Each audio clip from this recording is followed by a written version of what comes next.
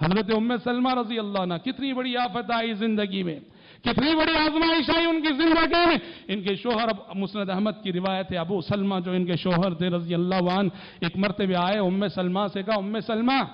آج میں نے پیارے نبی کی زبانی ایک بہت پیاری دعا سنی ہے کہ جو بندہ بھی کسی مصیبت میں مبتلا ہونے کے بعد یہ دعا پڑھے گا تو اللہ اس مصیبت کی جگہ ایک نعمت سے اللہ اسے نوازے گا۔ اللہم اجرنی فی مصیبتی، اے اللہ میری مصیبت کو میرے لیے باعث اجر و ثواب بنا دے، وَأَخْلِفْ لِي خَيْرًا مِّنْهَا، اور اس کی جگہ اس سے بہتر چیز نصیب کر دے۔ اور مقدر دیکھو اللہ کا کرنا، چند ہی دنوں بعد حضرت ابو سلمہ کی وفات ہو گئی، ام سلمہ بیوہ ہو گئی۔ اب انہیں شوہر کی زبانی سنی ہوئی دعا یاد آئی، ام سلمہ رضی اللہ عنہ پڑھنے لگی ہیں، اللہ میری مصیبت میں مجھے بہترین اجر و ثواب سے نواز دے اور ابو سلمہ کا بہترین جانشین نصیب فرما۔ حضرت ام سلمہ کہتی تھی پیارے نبی کی سکھائی ہوئی دعا تھی، پڑھتی تو تھی میں، وَأَخْلِفْ لِي خَيْرًا مِّنْهَا، ابو سلمہ سے بہترین جانشین نصیب فرما، لیکن میں سوچا کرتی تھی من خیر من ابی سلمہ،